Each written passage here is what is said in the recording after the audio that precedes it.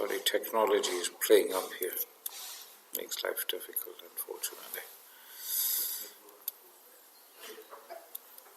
Would you? Make dua.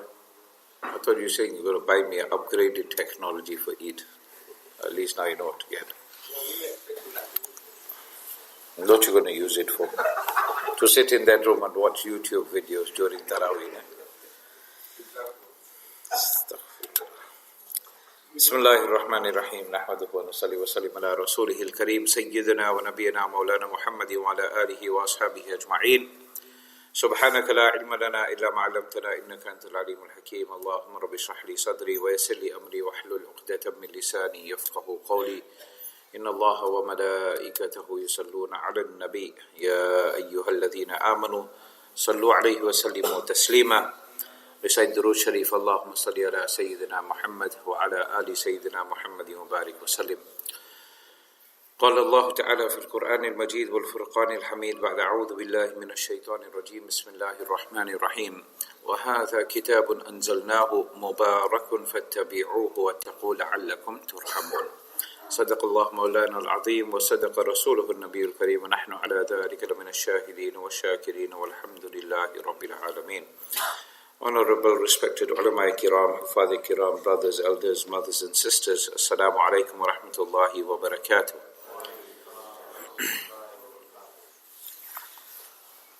The first 10 days of the month of Ramadan are indeed the days of mercy of Allah subhanahu wa ta'ala. We learn this from various ahadith that we have covered over the past few days. For example, Nabi Kareem sallallahu ta'ala alayhi wa sallam has said that Allah ta'ala closes the doors of Jahannam, yani so that no one should be able to go into there. Allah opens the doors of Jannah so that more people can go into there. But the reality is no one is going in or out of anywhere at the moment. This is so that we can understand that Allah Ta'ala's mercy is such, He is showing us in different ways, shapes and forms so that we can understand that Allah Ta'ala is looking at any opportunity He gets to grant us His mercy. You just have to ask, He gives. You ask, He gives. You ask, He gives. And He never gets tired of giving. Whereas the most generous person on earth, if a beggar goes to him every single day, eventually he'll get tired. He'll say, you know what, you'd rather come work for me, do some work rather. With Allah, it's not like that. With Allah, what is it like? It is mentioned with regards to a person by the name of Yusuf bin Hussein. He was once traveling with a person by the name of Zunnun, and they were walking along the edge of a stream. Allahu alam how 100% true or not this is. However, it has been narrated in many forms. They say as they were walking on the edge of the stream, they see that an extraordinary large lizard is running on the edge of the stream. And then it goes towards a certain point, it waits there, a frog comes out of the stream. The lizard gets on the back of the frog and then it crosses over. Now this stream isn't, those who know about streams will know that a stream is not generally very wide. So they're following this frog now. Because it's a very ajib manzar, it's something strange to see, that a frog is carrying a passenger on its back. I wonder what nationality it was. Was it Gujarati? Was it Memo? Was it taxi driver? Khair. So anyway, you can see everyone is tired already, mashallah. Still only 6 hours left. Will be over just now, inshallah, 7 hours. So this frog goes to the other side of the stream. The lizard gets off.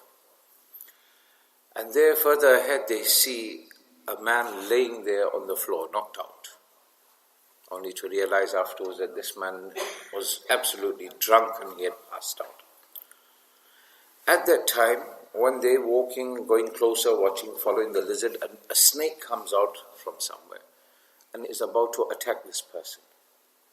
The lizard, I remember it was a very large lizard, attacks the snake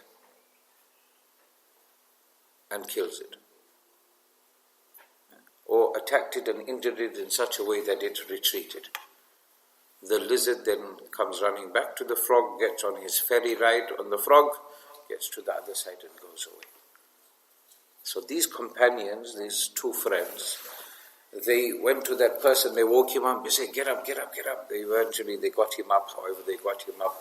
And they said, you know what, we just seen this, and they narrated the whole incident to him. And that drunkard happened to be a Muslim person. And he says, on hearing the story, he said, Ya Allah, I have been so disobedient to you, yet you have been merciful enough to me that you sent a lizard in this way, shape, to protect me from a snake. So if this is how merciful you are to me while I'm disobedient to you, I have to now only become obedient to you to see the real mercy, how much you can show me. That just goes to show that Allah Ta'ala can be merciful to you. Yeah. And this teaches us there's lots of lessons to learn in this. You'll say that, you know what about those people that are zalimeen, that oppress the Muslims, especially in the month of Ramadan. You hear about how our Palestinian brothers and sisters are being attacked. And you think, why is it Allah allows it to happen? Every year, Ramadan, they get attacked. So many people killed, 1-year-old child killed, someone disabled that has been killed, a pregnant mother has been killed. Yeah. How does Allah allow this to happen? Because Allah Ta'ala lets His mercy show in any and every way, shape, form that you can think of. Some people will get that mercy, but it's a mercy for now. Later on they'll pay the price. Later on they will have to answer for their wrongdoing. Because sometimes what happens, and we used to find that in the time of Nabi sallallahu ta'ala alayhi wasallam, people would approach Nabi sallallahu alayhi wasallam and they would greet him saying, Assalamu alaikum. And this is why it is very, very important we say it correctly. Yeah, unless we want death for someone. Assalamu alaikum means death be upon you. Nabi Kareem sallallahu ta'ala alayhi wasallam, they were expecting a negative reaction. He's going to get angry, he's going to get mad at them, he's going to do something to them. The Sahaba are going to attack them. Nabi Kareem sallallahu ta'ala alayhi wasallam would say, the same be to you. Yeah, he would just reply, the same be to you. And then nothing would happen to them. They haven't dropped dead. Then they would start questioning, this person, na'udhu billah, Muhammad sallallahu alayhi wasallam, isn't a messenger of Allah. Because if he was, he just made bad dua against us. He made a dua against us. He said, death be upon you too. We're not dead, we are right. And similarly, we find that a person in this day and age will say that, look at this, I don't even read my namaz and check my business is booming. And there's that guy, he goes 5 times daily salah, bichara, he's still working like a laborer. Yeah, he's still working national minimum wage. Look at his child got married. Yeah, and the child's wedding was such a cheap wedding. Me, my child got married. I spent £50, £100 per head. Allah does, I don't know, what is this? And that's where arrogance comes in. From a human being is being arrogant, but Allah Ta'ala is being merciful. You understand now what is Allah's mercy? Allah's mercy doesn't just come to the one who is obedient. Allah's mercy comes to those who are disobedient too. There is the story we all know very, very well, yeah, of a sinful woman. She's going on a journey. Different stories about what kind of sin she used to commit, but the fact is she was known as a sinful woman until then. And then she saw a dog that is thirsty. She was taking out water and drinking. She took her shoe or her sock and she took out water and made the dog drink. And just for doing that act of kindness, Allah Ta'ala forgave her. Allah Ta'ala forgave all of her sins. A cruel king, once he's traveling, he comes across an animal that is injured. He takes it home, looks after it, takes care of it. And that's what you find nowadays. A lot of people are taking more care of their pets than they do of their children. I wonder why. Scary thoughts. Maybe because the dog doesn't bite back. The child bites back. Isn't it? No. Don't worry, you're a good boy, don't worry. Don't have to look at that. He didn't tell me anything. I'm just saying that people show so much of love and mercy to animals that they become That gentleman that walks around here. Yeah, the one, the Richard Branson lookalike. You know what I'm talking about? Until very recently, he had a most beautiful looking dog. You see him? And that man, I've noticed something about him. I even saw him last night at Sehri time outside. While he had his dog with him, he used to be quite well kept.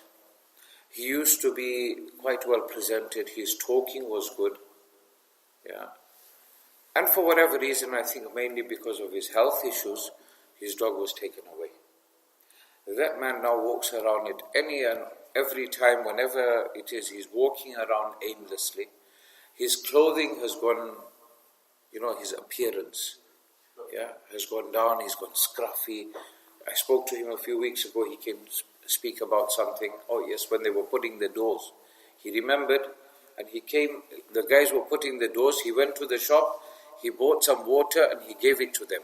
And then he told those white chaps that were working, he said to them, these people that come to pray here, they said you must give. And they always give me water, so I'm giving you water. Subhanallah. You see what an impact it makes? Small thing, water. But the man's condition has changed because that dog was his friend. Today the poor man is walking around aimlessly. If we have to befriend Allah Ta'ala, can you imagine how much of mercy of Allah you can attract? Think about it. There's another story of a sinful person. Many sins he committed throughout his life. However, he told his sons, when I die, I want you to burn my body. And once you've burnt my body, you take the ashes. And then all of you go to different places and you spread the ashes. Someone go throw it in the river, someone throw it in the ocean, someone throw some off the top of a mountain, someone throw it in some field somewhere. And it is mentioned that when he comes in front of Allah Ta'ala questions, why did you ask for your children to do this? He says, I was hopeful that whole my life, all these sins I did, I disobeyed you. I was hopeful that somehow or the other, by hook or by crook, that you wouldn't be able to bring me back together again, so that you wouldn't punish me. I was fearful of your punishment. Say, you were fearful? Say, yes, I was fearful. Say, based on that, I grant you forgiveness. Yeah. I'm not saying that this is now, you must all go home and write your new will and testament. Yeah. But this is lessons for us to learn. It's sincerity. I remember our Ustad, Maulana Ismail Raja Sahab, Madadillahul Ali, he used to tell us a story. And he said that there was this person that had told his family members that when I die, in those days, we used to get much spray paint and all of that. Nowadays, even pawn shop sells it, yeah. He says, when I die, then put whole load of flour on my beard. I said, why? He said, you just do it. Because Allah is merciful to the person who has a white beard. So if you got the opportunity to let your beard grow, you've got to let it grow, then Allah will be more merciful to you. So khair, they did that.